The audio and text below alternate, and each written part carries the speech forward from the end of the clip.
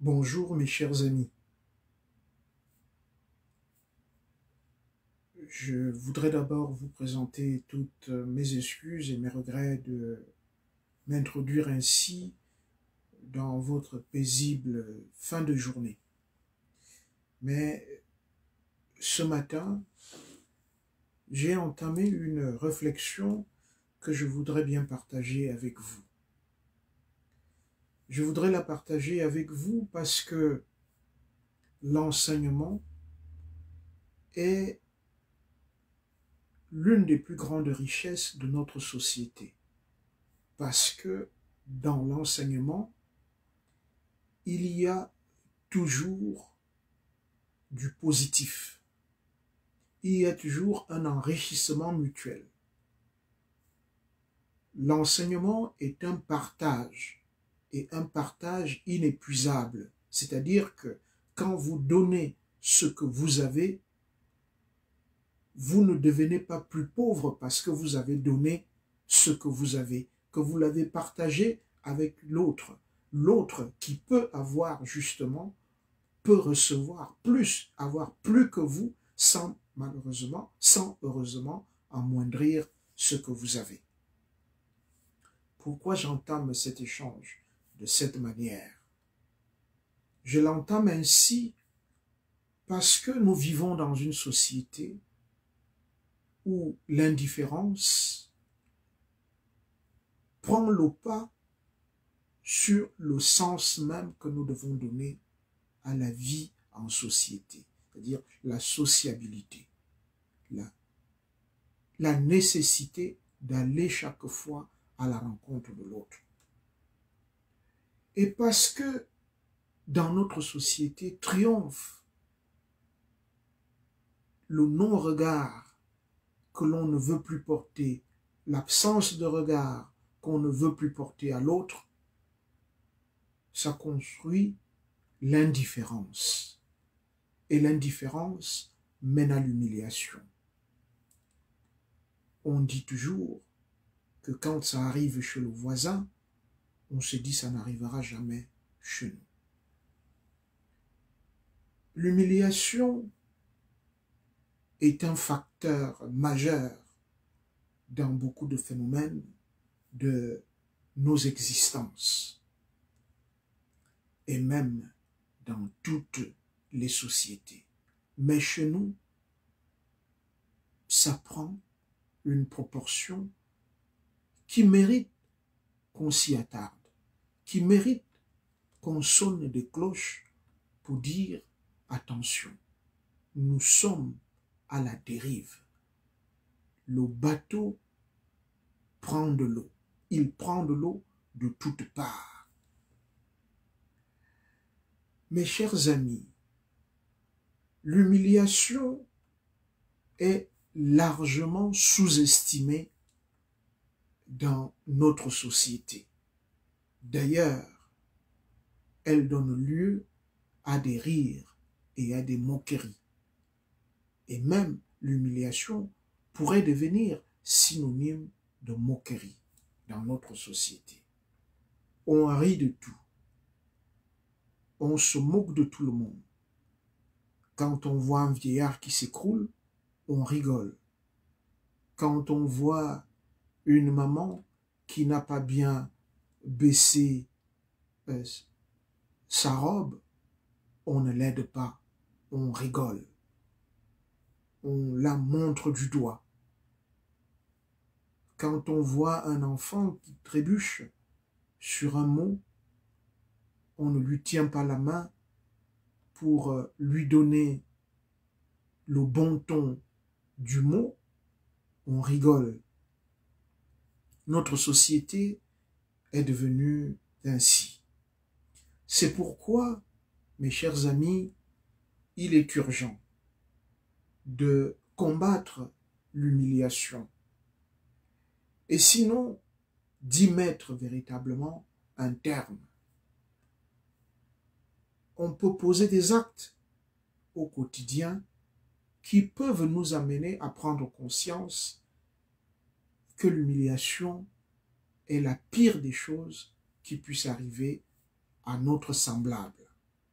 Et si nous nous engageons véritablement à combattre cette propension, cette culture de l'humiliation chez nous, il est fort possible que nous y arrivons à bout.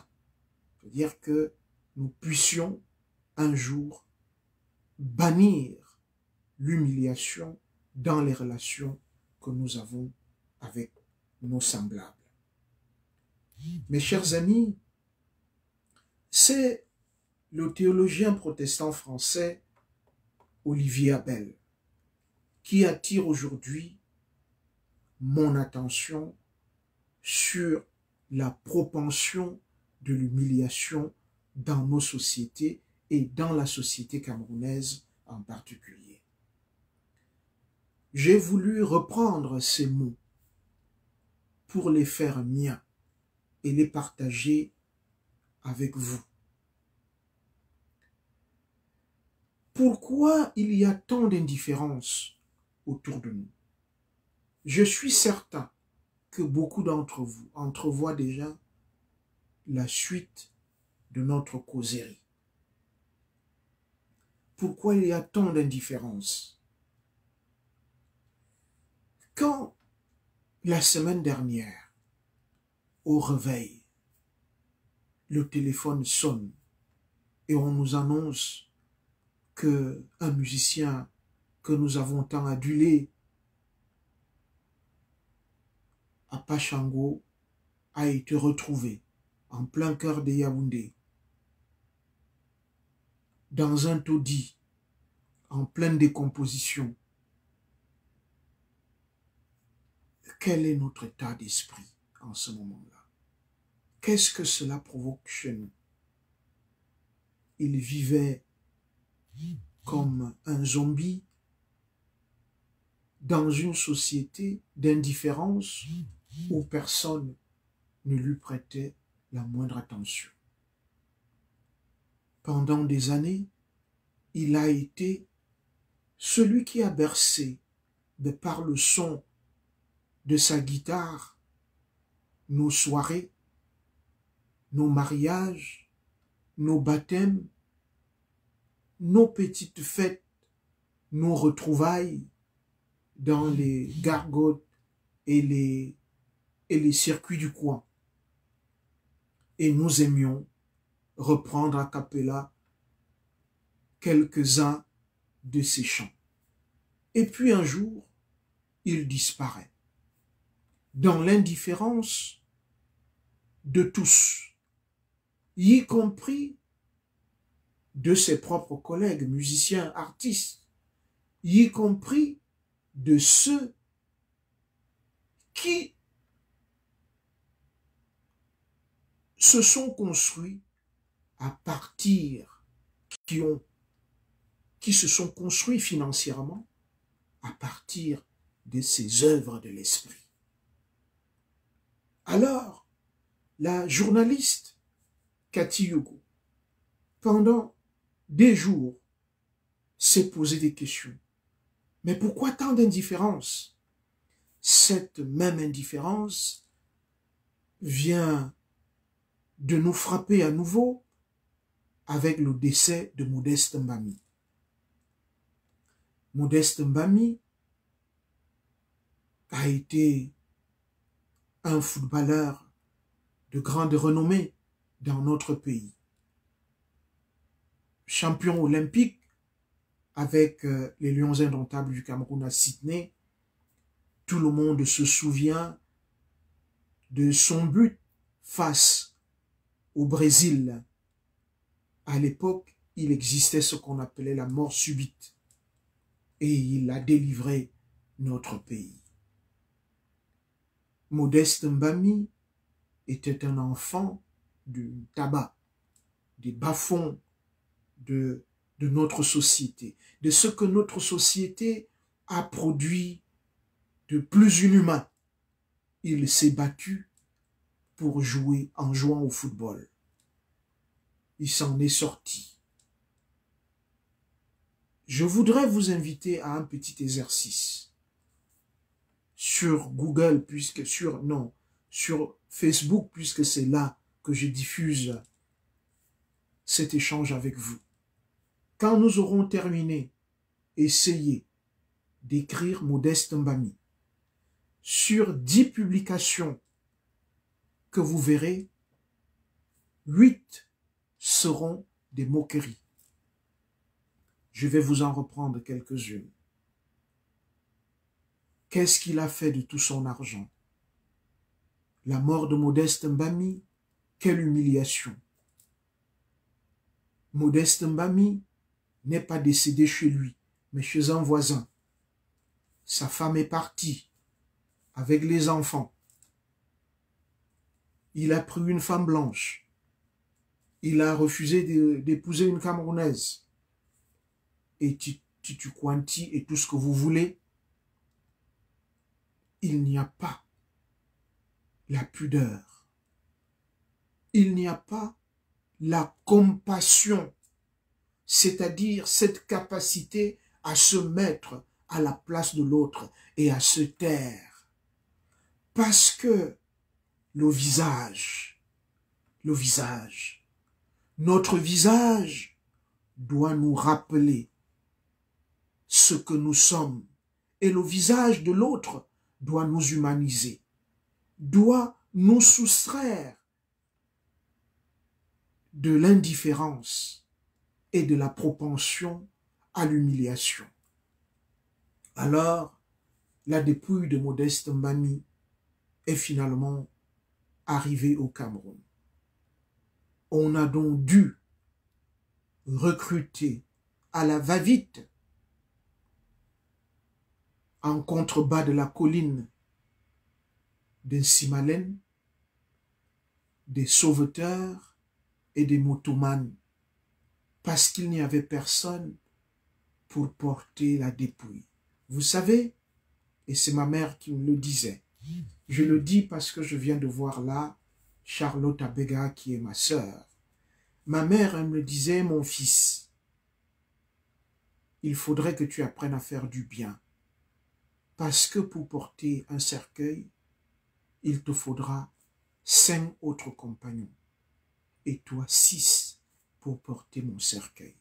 Eh bien oui, il faut toujours d'autres bras.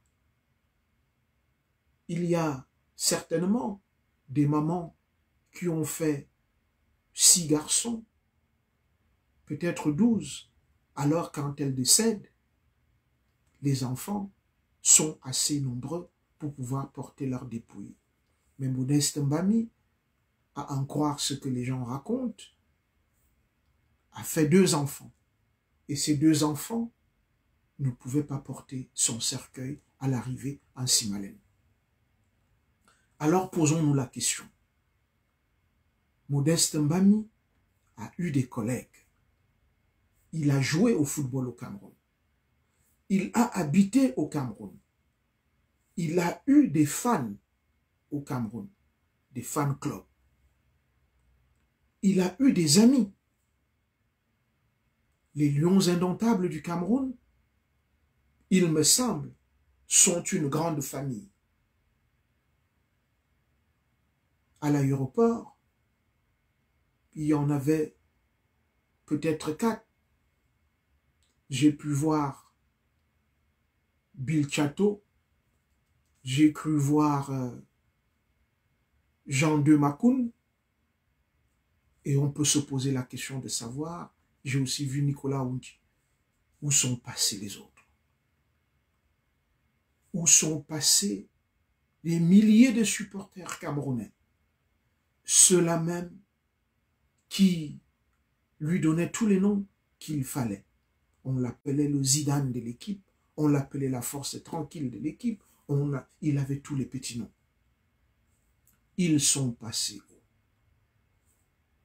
où? Où est passé le peuple camerounais? Il était absent. Alors, mes chers amis, oui, il est peut-être temps que nous puissions nous poser des véritables questions sur l'avenir de notre humanité, l'avenir de l'humanité qui est en nous, ce n'est pas l'avenir du monde, non, l'avenir de nos sentiments, ce qui nous habite, ce qui nous porte à aller à la rencontre de l'autre, ce qui nous mène vers l'autre. Qu'est-ce que ça devient en nous? Est-ce que nous nous asséchons? Est-ce que nous nous vidons de toute eau potable qui est en nous, qui doit pourtant nous nourrir, qui doit nous vivifier? Est-ce que nous nous vidons de tout? Alors, vous savez, nos mamans avaient les bikouanes, comme disait souvent Monseigneur Zoa. Et pendant ces bikouanes-là, il y avait toujours, ça s'achevait par des chants. Et moi, j'ai gardé un chant. Si j'essaye de le traduire, il disait « La consanguinité est au bout des lèvres et la haine et l'indifférence est dans le cœur. » Posons-nous la question de savoir qu'est-ce que l'autre est pour nous. Le philosophe français Emmanuel Lévinas a beaucoup écrit sur le visage. Et il disait que l'absence du visage est aussi la mort. Parce que un homme sans visage, un visage qui disparaît parce qu'il meurt ou parce qu'il voyage, parce qu'il va au loin, c'est un peu une partie de nous qui s'évanouit. Mes chers amis, je vous appelle mes amis parce que nous sommes des amis. Nous le sommes parce que nous nous sommes rencontrés un jour, parce que nous nous sommes dit bonjour ou parce que nous nous sommes évités. Mais si nous nous sommes évités, c'est parce que nous nous sommes rencontrés. Donc pour cela, je vous appelle mes amis. Oui, l'indifférence, je voudrais poursuivre avec l'indifférence, mes amis. L'indifférence, c'est ce qui se passe aujourd'hui avec Martinez Zogo. Martinez Zogo est un animateur radio. Depuis 3-4 jours, on dit partout. Les organisations internationales, de journalistes, des associations de journalistes de par le monde se mobilisent pour demander au pouvoir public du Cameroun, parce que c'est leur devoir. Où est passé Martinez Zogo pendant ce temps au Cameroun? Silence. Martinez Zogo n'a que ce qu'il mérite. J'ai lu tout à l'heure, quelqu'un a écrit « Qu'est-ce que Martinez Zogo a dit quand Ouazizi a disparu ?» Parce que c'est de cela qu'il s'agit dans notre pays. Chercher la petite bête. Chaque fois qu'une occasion, que nous sommes interpellés dans notre conscience, nous cherchons la petite bête qui nous disculpe, qui nous éloigne, qui nous écarte, qui nous permet de continuer à vivre comme si rien ne se passait. Alors oui, on veut savoir si Martinez Zogo nous a dit bonjour un jour, si Martinez Zogo s'est intéressé à ce qui nous touche un jour. Voilà le mode de fonctionnement, de raisonnement dans lequel nous nous sommes englués. Mes chers amis, je voudrais vous dire avec toute la gravité que cela comporte, ce que disait Aimé Césaire face à l'indifférence. C'est dans Cahiers d'un retour au pays natal. Il disait, il raconte ce qu'il a vécu un jour dans un métro parisien. Il dit que il a vu un nègre dont la misère s'était donné beaucoup de peine pour l'achever. Il dit, elle avait creusé l'orbite, l'avait fardé d'un phare de poussière et de châssis mêlés. Elle avait tendu l'espace vide entre l'accrochement solide des mâchoires et les pommettes d'une vieille joue décatie. Elle avait planté dessus des petits pieux luisants d'une barbe de plusieurs jours. Elle avait affolé le cœur, voûté le dos de ce pauvre nègre.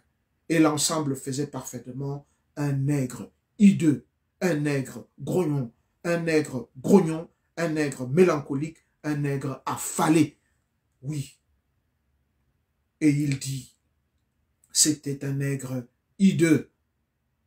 Ses mains réunies en prière sur un bâton noueux, un nègre enseveli dans une vieille veste élimée, un nègre comique et laid, et des femmes derrière moi ricanaient en le regardant. Il était comique et laid. Comique et laid pour sûr. Et Aimé Césaire conclut, j'arborais un grand sourire complice, ma lâcheté retrouvée. Oui, ma lâcheté retrouvée. Voilà le prix de l'indifférence, la lâcheté. Oui, nous sommes combien? Je regarde. 18 officiellement.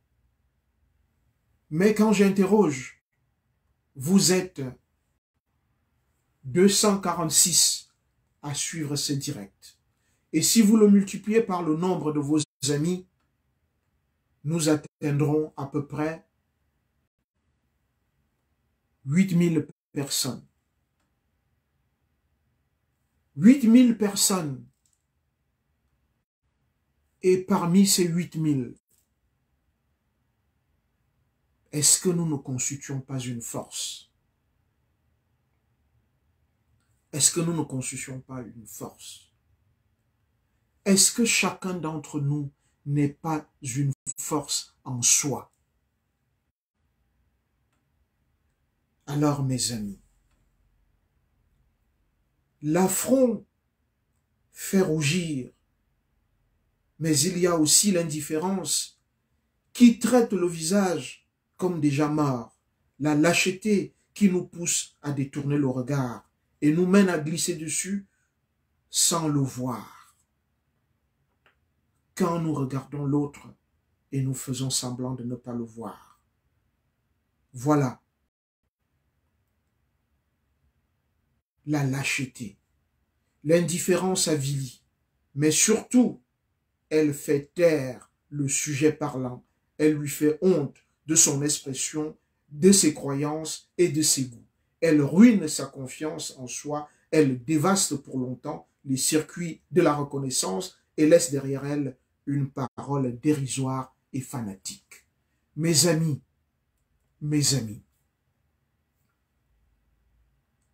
si Martinez Zogo meurt, si Martinez Zogo est assassiné, alors il aura été assassiné avec notre complicité à tous, parce que nous nous serons tus, parce que nous aurons été incapables de nous lever comme un seul homme. Qu'est-ce que ça signifie d'ailleurs, cette expression, se lever comme un seul homme?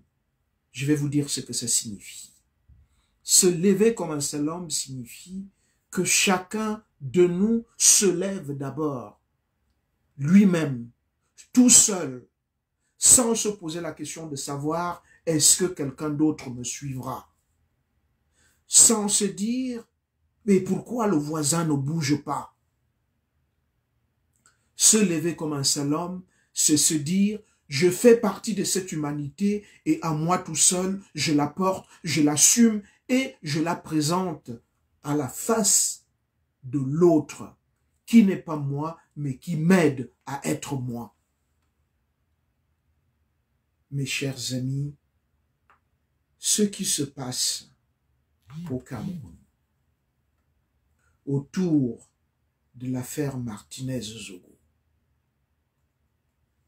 devrait nous amener à prendre conscience que l'État du Cameroun n'est pas responsable de tout. Que nous-mêmes, par notre indifférence, par notre propension à humilier l'autre, nous sommes complices de cet enlèvement. Alors, ceux qui ont enlevé Martinez-Zogo, j'ai un message pour vous. Libérez-le. Libérez-le vivant. Car si vous ne le faites pas, vous ne trouverez plus jamais le sommeil. Parce que votre propre conscience est le peuple camerounais. Le peuple camerounais qui aura appris à faire foule va vous poursuivre jusque dans vos trous à rats. Vous pouvez compter, pas seulement sur moi, mais sur des milliers et des milliers et des millions de Camerounais qui se mobiliseront de partout dans le monde et à l'intérieur du pays. Ça deviendra ce que j'appelle la révolution du champignon. Ils pousseront de partout et ils vont vous traquer. Ils vont vous attraper. Ils vont vous présenter à la face du monde et ils vous jugeront. Et le jugement de l'histoire est cruel. Alors, je vous y invite. Libérez Martinez-Zogo. Tout à l'heure, je suis peut-être passé très vite autour du gouvernement camerounais. Il est temps que le ministre en charge des journalistes, c'est-à-dire le ministre de la Communication, qu'il s'exprime pour qu'il ne soit pas considéré comme complice de ce qui se passe en ce moment. L'État assure la sécurité des hommes et des biens. C'est ça l'une des fonctions régaliennes d'un État. L'État du Cameroun se doit de protéger chacun d'entre nous. Il ne s'agit pas, comme l'avait dit il y a quelques années un délégué général à la Sûreté nationale, le Cameroun ne peut pas poster un policier derrière chaque Camerounais, mais il prend des mesures afin que chacun puisse vivre en sécurité à l'intérieur de notre pays. Je voudrais que quand mes enfants sortent dans la rue, qu'ils n'aient pas peur de se faire kidnapper, qu'ils n'aient pas peur de se faire enlever. Je voudrais que quand ma belle-sœur va au champ, qu'elle n'ait pas peur de se faire tabasser ou de se faire violer par une horde de fumeurs de chanvre. Je voudrais que quand ma fille va enseigner, qu'elle ne se fasse pas poignarder par un élève dans l'indifférence des autres apprenants. C'est à l'État d'assurer tout ceci, de mettre en place tous les moyens nécessaires pour que justement les gens puissent vivre en sécurité. Il y a une différence entre se sentir en sécurité et puis vivre en sécurité. Mes chers amis, Le Cameroun, c'est un pays de rencontres de culture. Et Paul Ricoeur écrivait en 1960 que pour avoir en face de soi un autre que soi, il faut avoir un soi. Ça veut dire quoi? Ça veut dire que la rencontre de l'autre culture, qui n'est pas la mienne, qui est la tienne et qui enrichit celui que je suis, son absence qui m'amoindrit, alors ensemble, si nous mettons tout ce que nous avons comme richesse, si nous mettons tout cela en commun, alors nous serons encore beaucoup plus grands. Ce Cameroun de 256 ethnies, ce Cameroun dont le drapeau juste derrière moi est tissé d'une seule pièce, mais qui épouse 3 couleurs différentes, le vert qui représente la forêt, le rouge qui représente tous les combats que nous avons menés ensemble, et puis le jaune qui représente le Sahel de notre pays. Tout cela constitue ce que nous sommes. Une grande richesse, une grande force. Alors, pourquoi tant d'indifférence face à la souffrance, face à la mort de l'autre?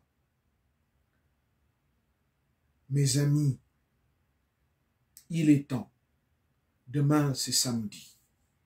Il est temps que chacun fasse entendre sa voix sur les réseaux sociaux. Nous devons commencer par les réseaux sociaux.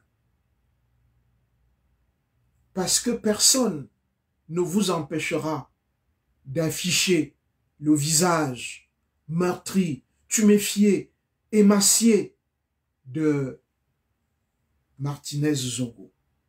Rien, personne ne vous empêchera de le faire. Alors vous pouvez afficher son visage pour que partout dans le monde, les gens s'arrêtent en disant pourquoi ce visage apparaît. Alors ils chercheront à comprendre et ils découvriront qu'au Cameroun, il y a un communicateur, un journaliste, un animateur de radio qui a été enlevé, qu'on ne retrouve pas, qui est soustrait à ses obligations les plus élémentaires, c'est-à-dire embrasser ses enfants tous les soirs, dire à son épouse qu'il l'aime et continuer à faire son travail, c'est-à-dire celui d'animer justement une radio, de diriger une radio, de diffuser des informations. C'est ça son boulot. Son boulot n'est pas d'être au cachot du désespoir. Son boulot n'est pas d'être maltraité, d'être torturé. Oui, nous pouvons le faire. Nous devons le faire. Nous devons nous mobiliser pour que Martinez Zogo, de là où il est, qu'il soit habité par notre énergie. Notre énergie devrait le maintenir en vie. Je lisais un article que dans un journal, je crois canadien, qui disait qu'un Colombien a survécu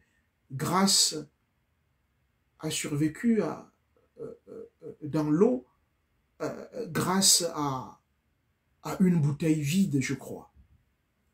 Alors, oui, nous pouvons donner à Martinez Zogo notre énergie pour qu'il continue à se battre, pour qu'il soit ce fil qui plie sans rompre, et que ces geôliers, ces bourreaux se sentent finalement obligés de le libérer. Ce sera là notre victoire. Je voudrais vous inviter à vous mobiliser. Et quand nous nous serons mobilisés sur les réseaux sociaux, alors nous pourrons faire pression.